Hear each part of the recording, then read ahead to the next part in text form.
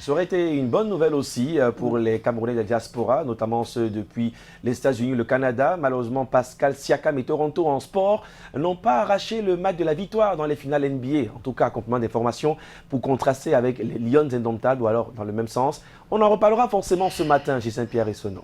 C'est clair. Bonjour Ghislain, bienvenue pour la première partie de la revue de presse. On rappelle que juste après Ghislain, Aimé Catherine Moncouri sera là et nous permettra d'en savoir long sur les différentes unes des journaux parus ce jour à Douala. Mais déjà, bonjour Ghislain Pierre et bienvenue dans Canal Matin.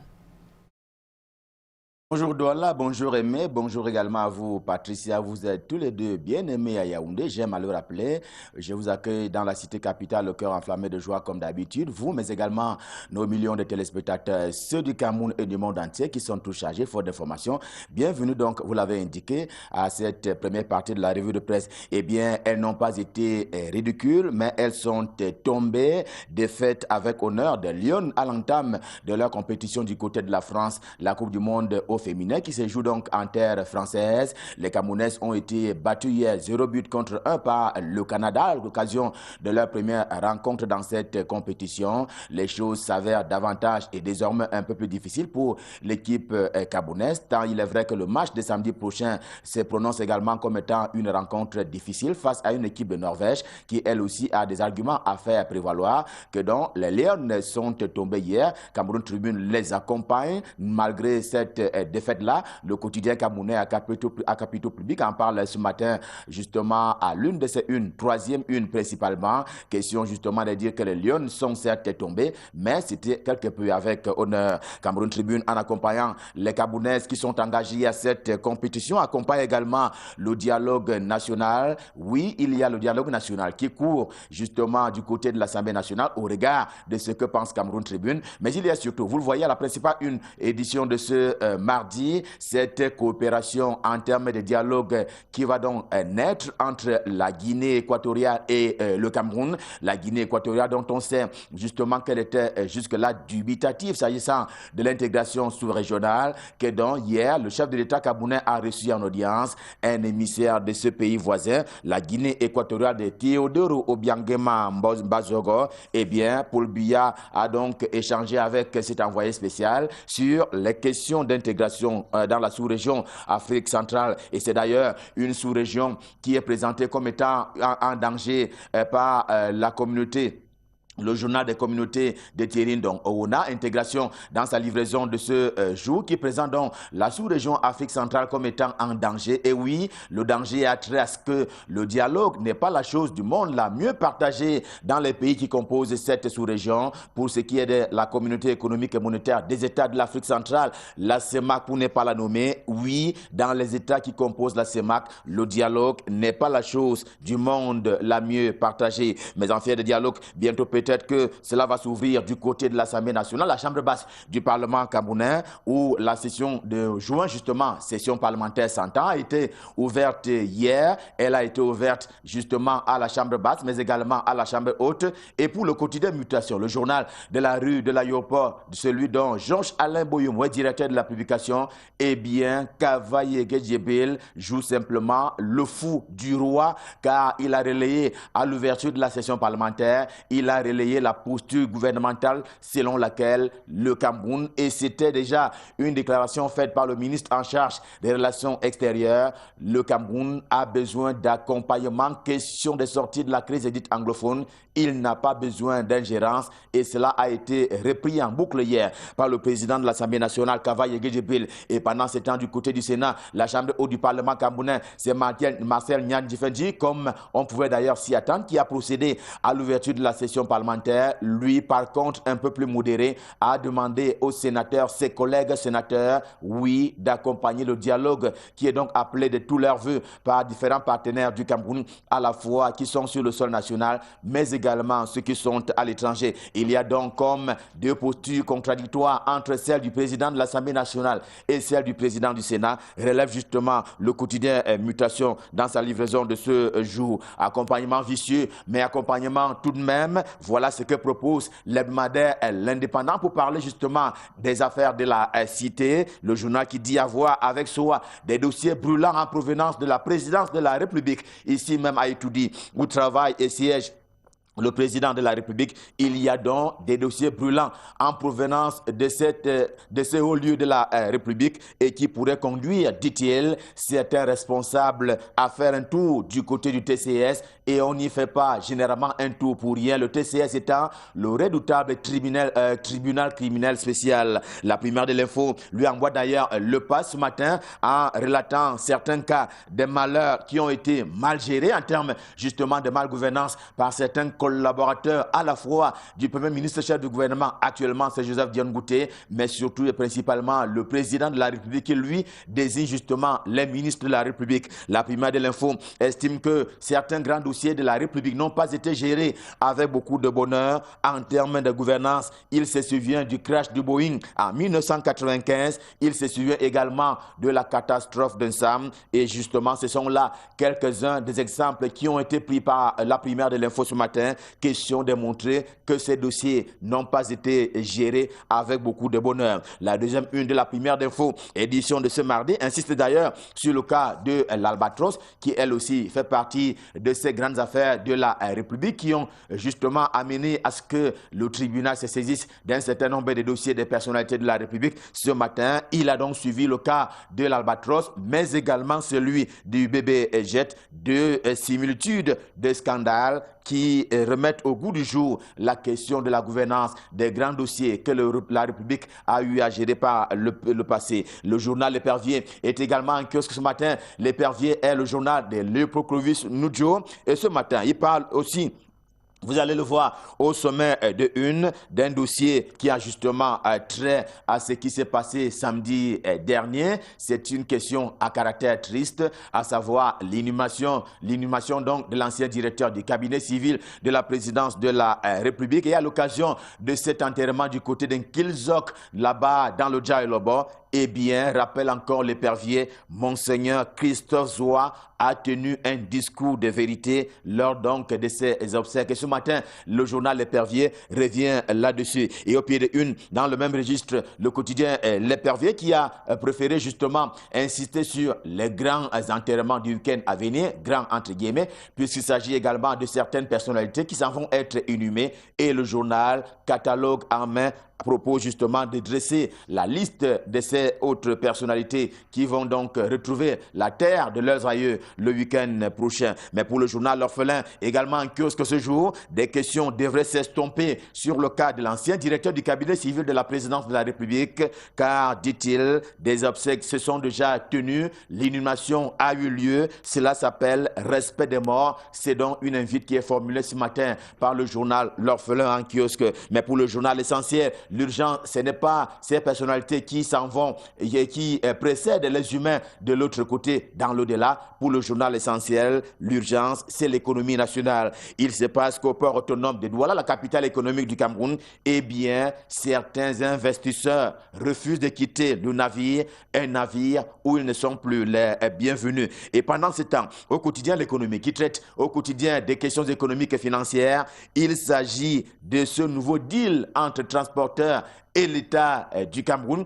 représenté à l'occasion de cette concertation par le ministre Jean-Ernest Masséna Ngalé-Bibert, le ministre camerounais en charge des transports, justement du moment où la grève a simplement été désamorcée hier au nom de quelques 6 résolutions qui ont donc été prises à l'occasion et au terme de cette concertation qui mettait donc aux prises les représentants des transporteurs camerounais, mais également le ministère en charge de ce secteur de la vie nationale. Le quotidien est également en kiosque ce mardi. Il ne s'y attelle que très peu d'ailleurs, et il préfère d'ailleurs lui annoncer ce qu'il est convenu d'appeler la tenue à Yaoundé, la capitale gabonaise des administrations fiscales, qui tendent ainsi à digitaliser le système fiscal tantôt au Cameroun, tantôt dans l'ensemble des pays dont les participants se retrouvent à Yaoundé. Le quotidien s'en félicite au même titre que Sud Info Plus, tout aussi en kiosque ce mardi, en kiosque ce matin. Question de revenir sur cette victoire. Oui, une victoire symbolique à propos de Sud Info Plus, qui est aussi en kiosque ce mardi. Il s'agit de revenir sur cette victoire symbolique qui a donc été obtenue retenue par le Cameroun du côté du Kenya. Et elle consiste justement à ce que le Cameroun, oui, c'est lui qui va abriter la conférence ONU Habitat. Ce sera alors un rendez-vous de 2019 d'ici à la fin de l'année. Cela a été arraché par les bons soins. Vous le voyez en photo de justement Célestine Ketcha Cortés, ministre camerounaise en charge de l'habitat et du développement urbain. Le quotidien camerounais d'expression anglaise, The Guardian Post, l'a relevé en son temps, mais ce matin, il remet cela au goût du jour, à savoir la nouvelle frustration des Human Rights Watch au regard justement de la posture gouvernementale. Et pour le journal, en termes d'analyse, eh bien, la nouvelle posture gouvernementale ressemble donc à une rébellion de l'État du Cameroun et du gouvernement contre le dialogue inclusif qui est d'ailleurs appelé de tous les vœux par les partenaires, mais y compris la société civile nationale. Sa presse est également en kiosque. Il y voit justement un complot à propos de cette posture de Human Rights Watch. Il y voit une espèce de complot renouvelé contre l'intégrité du territoire camerounais, un complot contre le Cameroun. Et justement ce matin, c'est ce complot qui a été éventré et le journal estime qu'il avait été pensé en son temps et imposé à l'ensemble de la communauté nationale. Cette fois-là, pour parler du système de privatisation. Bilan ayant été fait par le journal, elles ont produit plus de mal que de bien, tantôt à la situation économique, tantôt à la situation financière, mais surtout sur le plan social au Cameroun. Et pour le journal, la conclusion est sans coup férir, celle à noter selon laquelle eh bien, les privatisations ont produit plus de mal que de bien pour la communauté nationale. La réalité, c'est elle, comme au journal Réalité qui porte justement le même nom. Paul Ngouaré Kindi, qui en est le directeur de la publication, rapporte au sujet des marches du MRC, le mouvement pour la renaissance du Cameroun, que le ministre pour la Tanganyika en charge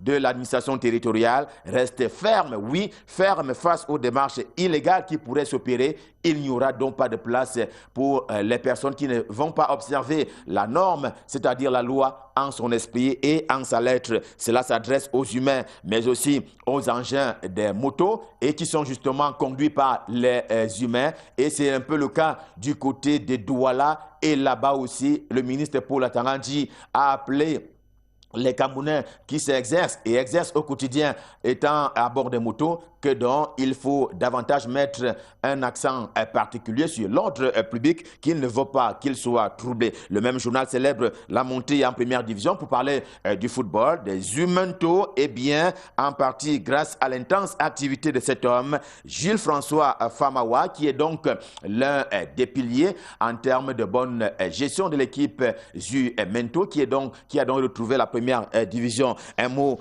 sur la Cam Water ce matin avec Afrique Info d'Angel Fils, qui est également en kiosque ce mardi. Eh bien, Afrique Info disponible également en kiosque ce matin.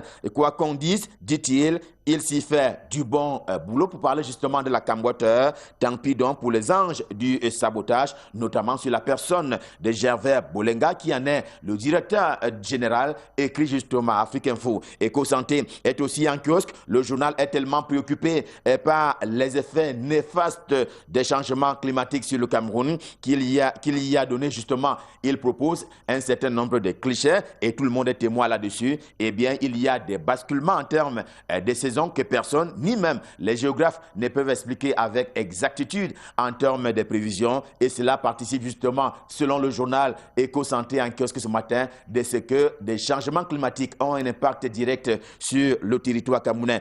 Et ce matin, on va terminer comme on a commencé par le sport et le football en particulier, cette fois-ci avec le quotidien Émergence. Et on va parler du sport cette fois-là au masculin avec les Lions indomptables du Cameroun, dont on sait qu'ils s'apprêtent pour aller participer à la CAN du côté de l'Égypte. Eh bien, la tanière se nettoie au fur et à mesure que la CAN approche, rapporte justement le quotidien Émergence. C'est le cas de Edgar Sali, qui a donc été prié de quitter les rangs des Lions indomptables par Clarence Seedorf, qui est donc l'entraîneur national, l'entraîneur de l'équipe du Cameroun. Edgar Sali, qui ne jouera donc pas la CAN en cette année 2020. 2019.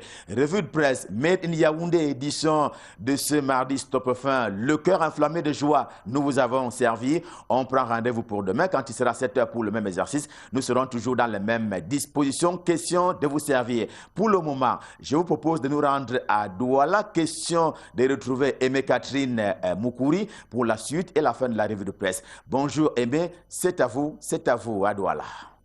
Bonjour Ghislain Pierre Essonneau et bonjour à nos millions de téléspectateurs. La revue de presse dans la capitale économique ce matin a une coloration rouge et noire comme cette une justement de la Nouvelle Expression disponible dans les kiosques ce mardi. La Nouvelle Expression qui titre sur le Parlement et l'immobilisme de Kavaye Djibril et de Niat Difendi selon la Nouvelle Expression. Alors que les crises sociopolitiques se multiplient au Cameroun, les présidents des deux chambres du Parlement ne propose toujours pas de point d'inflexion décisif susceptible de changer le cours des événements.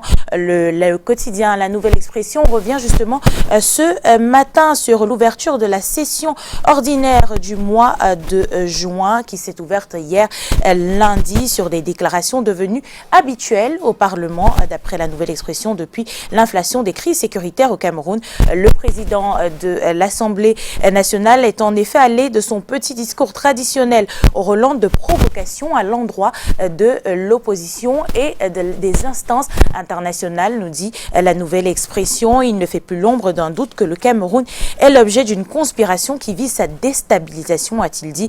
Kavaye Djibril n'a en outre pas oublié son ode au président de la République, nous dit La Nouvelle Expression, qu'il me soit permis de relever et d'insister sur le fait que le président de la République n'a jamais cessé de prendre des initiatives louables dans le sens de la résolution des crises en cours dans certaines régions du pays. La Nouvelle Expression précise que Marcel Difendi et Kavaye Djibril gardent dès lors le même cap et la même posture. La session qui s'est ouverte ce lundi 10 juin n'a pas annoncé les couleurs d'une implication du Parlement dans la résolution de la crise anglophone liée aux attaques, ni de la crise liée aux attaques de Boko Haram ou encore des remous causés par les marches blanches du mouvement pour la renaissance du Cameroun. Au-delà des condamnations, des appels au dialogue et au soutien au chef de l'État, les discours des présidents des chambres hautes et basses du Parlement ne sont pas force de proposition.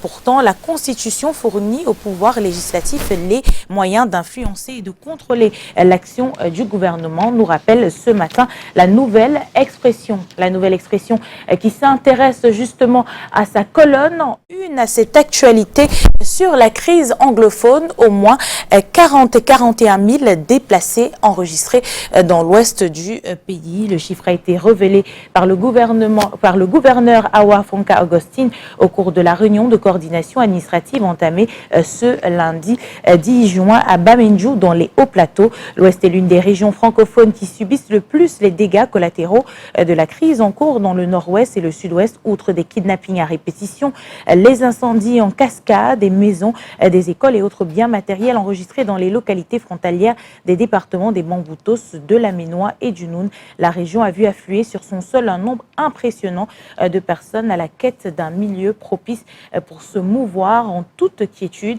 Si ces personnes sont dispatchées dans toute la région, les villes de Tchamba, Bafoussam et Fumban accueillent cependant les plus gros contingents. Le journal La Nouvelle Expression précise ce matin qu'en l'absence de structures étatiques mises en place pour les accueillir et les encadrer, ces déplacés séjournent plutôt dans des familles d'accueil et des structures religieuses. Et pour résoudre définitivement la crise anglophone, le Social Democratic Front propose un gouvernement de transition. À la une de La Nouvelle Expression ce matin, on apprend que l'exigence figure parmi les résolutions prises au cours du dernier comité exécutif national de ce parti tenu à Yaoundé. Le comité exécutif a pris acte de la dernière tournée du Premier ministre chef du gouvernement Chief Joseph Diongouté dans les régions anglophones, en relevant toutefois que depuis son passage, les violences ont redoublé d'intensité, contrairement aux espérances, notamment avec les fusillades meurtrières enregistrées à Oum et à Makon dans la région du Nord-Ouest et cet assassinat atroce d'un bébé de 4 mois à Moyouka. La résolution s'offusque de l'attitude hypocrite de Yaoundé au sujet de la réaction du Parlement européen qui s'est montré préoccupé par la situation sécuritaire dans les régions du nord-ouest et du sud-ouest du pays, alors que le régime de Yaoundé s'emploie à bloquer, selon le SDF, tous ses efforts à faire débattre de cette question au Parlement camerounais. La résolution qualifie d'insensé le projet d'organiser des élections dans ces deux régions dans les conditions actuelles telles qu'on peut le pressentir dans la dernière ordonnance du chef de l'État sur la loi des finances de 2019. Le quotidien Le Messager également a retrouvé en kiosque ce mardi nous parle aussi de cette ouverture de la session ordinaire au Parlement. Le journal qui met à l'affiche justement le visage de Kava Yégué Djibril met entre guillemets cette déclaration: le Cameroun est l'objet d'une conspiration qui vise sa déstabilisation. Le journal revient sur les propos du président de l'Assemblée nationale qui croit dur comme fer que des acteurs tapis dans l'ombre manœuvrent pour donner un prétexte à l'intervention des puissances occidentales. Et le journal dit ce mardi que Kava Yégué vole au secours de Dion Ngouté dans un discours poignant, selon Le Messager, où les émotions du très honorable étaient palpables. Il a dit toute sa foi pour un Cameroun qui sortira vainqueur des différentes difficultés actuelles. C'est précisément pour cela qu'il a placé l'ouverture de cette deuxième session ordinaire de l'Assemblée 2019 sous le double sceau de la victoire et de l'espoir. Pour Le Messager, l'espoir, Kava Yégué en est mordu car il y croit bien que toutes les régions en proie à des crises sociopolitiques et sécuritaires connaîtront bientôt la sérénité. L'autre phase qui peut inciter à la réflexion,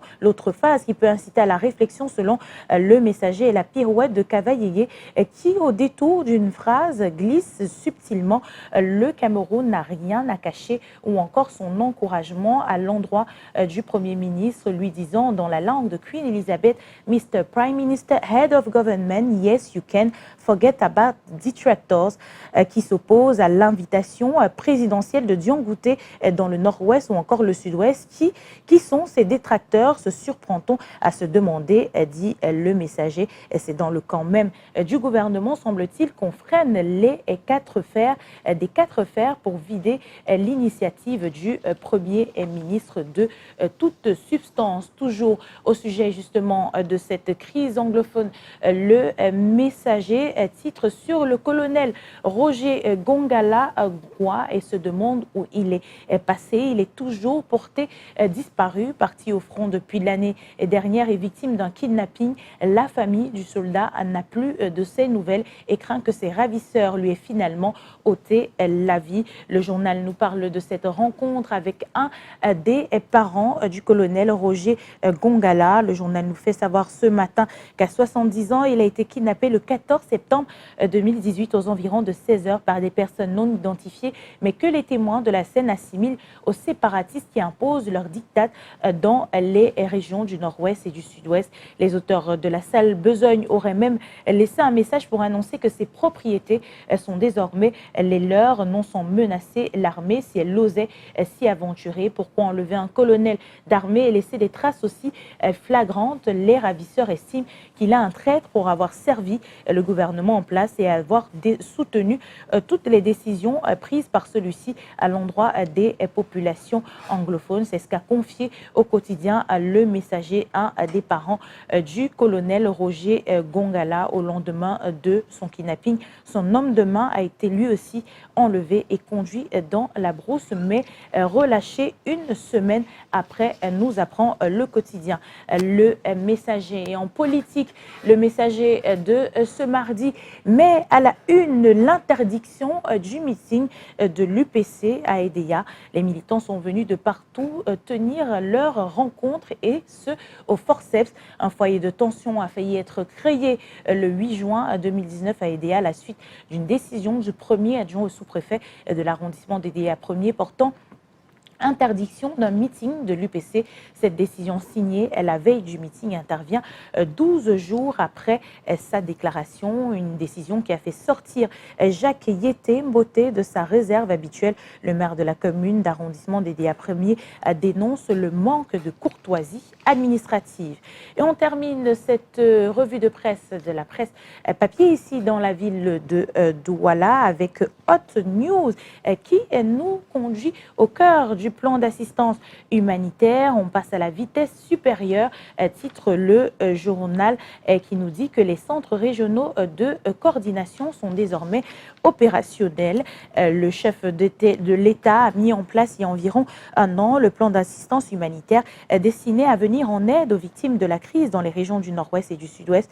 Le 22 novembre 2018, le Premier ministre, chef du gouvernement, lui a emboîté le pas en créant le centre de coordination de l'aide humanitaire d'urgence dans ces régions. Selon les statistiques officielles, il y aurait environ 152 000 personnes déplacées internes à cause de la situation sécuritaire dans ces régions du pays, dont 104 000 ont reçu une aide humanitaire du gouvernement jusqu'à présent.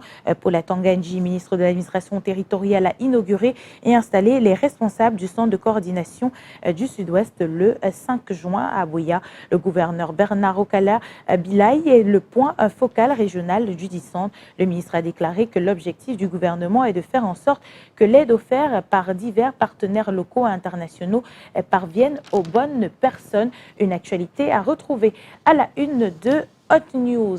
La revue de presse depuis la capitale économique Douala, c'est également sur la toile. Et tout de suite, on fait un arrêt sur le site d'information Jeune Afrique qui consacre sa une au Mali et au drame qui s'y est produit. Et hier, lundi, au moins 95 personnes ont été tuées dans l'attaque d'un village d'Ogon dans le centre du pays. Une attaque qui est l'œuvre d'hommes armés soupçonnés d'être des terroristes selon le gouvernement. Ce petit village a été quasiment rasé, lui qui ne comportait que 300 habitants. Les civils affirment que des hommes sont venus tirer, piller et brûler quasiment tout. Le gouvernement malien a précisé que des renforts sont actuellement déployés dans le secteur et mènent un large ratissage pour traquer les auteurs de ce carnage. Le même site Jeune Afrique ouvre une fenêtre sur la Côte d'Ivoire et les propos de Charles Blé Goudé. Je marche la tête haute et j'ai les mains propres. 5 mois après son acquittement, l'ancien leader des jeunes patriotes prépare son retour selon Jeune Afrique. Depuis La Haye, il raconte la prison, ses relations avec Laurent Gbagbo ou Guillaume Soro et ses nouvelles ambitions politiques. C'est à lire sur le site d'information de Jeune Afrique. Dans un autre onglet et on a un clic, le site Africa News nous conduit aussi au Mali pour s'appesantir sur cet assaut meurtrier dans le pays, mais aussi au Soudan pour aborder cette timide reprise du travail au deuxième jour d'un mouvement de désobéissance civile lancé par la contestation soudanaise contre les généraux au pouvoir. Plusieurs magasins et stations-service sont rouverts hier à Khartoum où les transports en commun circulent de nouveau ce mardi. Toujours sur le site d'Africa News, on apprend qu'au Nigeria, au moins 43 personnes sont mortes dans des attaques de bandits dans le nord. Des actes perpétrés ce week-end à Zamfara et à Sokoto. Ces groupes armés sèment la terreur dans les campagnes selon les sources policières nigérianes. Le président Muhammadu Buhari a condamné ces actes lundi matin, se disant choqué et attristé par la mort massive des gens dans des attaques de banditisme.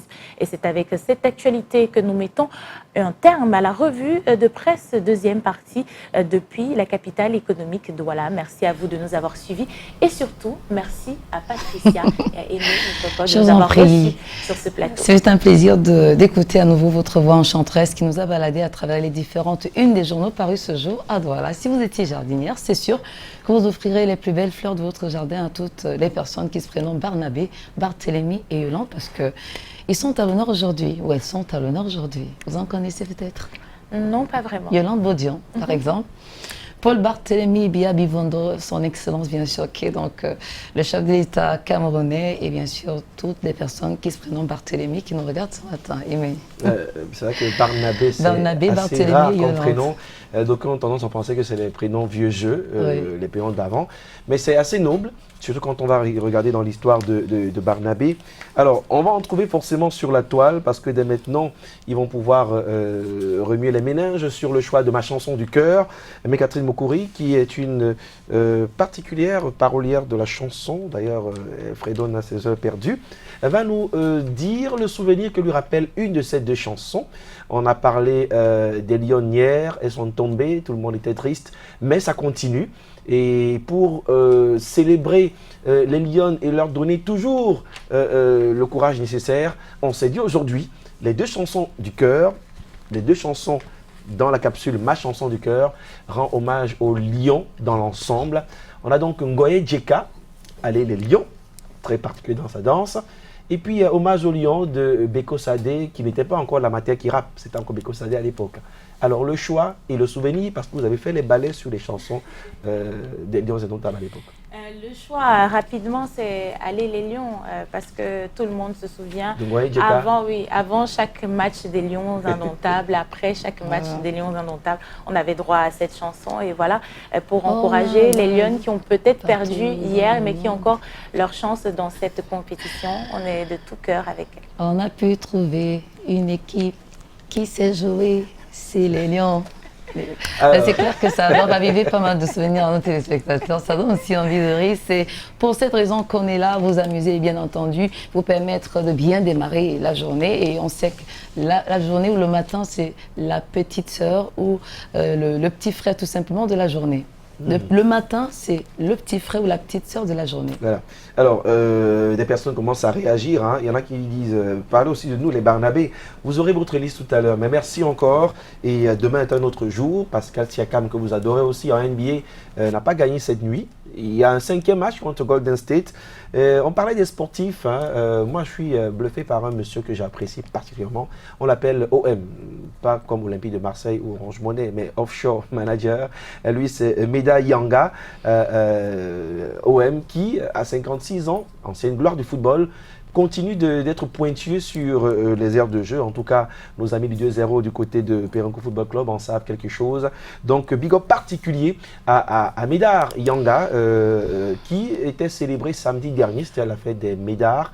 Prénom assez rare, c'est pourquoi j'en parle, comme Barnabé. Donc, Medar Yanga, eh ben, un de ces quatre, hein, on se fait un 2-0 comme d'habitude, avec Yodi Stéphane et toute la clique, hein, le président Edjangé. Il ne faut pas l'oublier, président. C'est bonjour clair. Ce matin. Ce sera trop tranquille avec les championnats de vacances, ça et là. C'est clair qu'on est en période de délassement. Demain, il y aura de nouvelles parutions pour ce qui est de la revue de presse.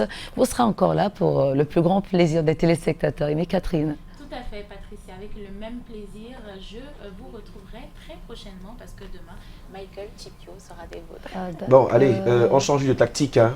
C'est toujours le 4-3-3. La balle au rebond. On enlève un attaquant, mais un autre. Bien. La suite, c'est aussi avec la réclame et beaucoup d'invités ce matin. Nous sommes mardi 11 juin. Oui. Ma mère est née aujourd'hui. En plus. On l'appelle Miss One. Wow. Oui, Madame Eone est du côté de Yaoundé. D'accord. Quand je dis ma mère, c'est la mère de ma mère, la mère de ma jumelle. Tu comprends pourquoi? Ça, voilà. Je comprends trop bien pourquoi, en tout cas. Tout à l'heure, on va dire merci.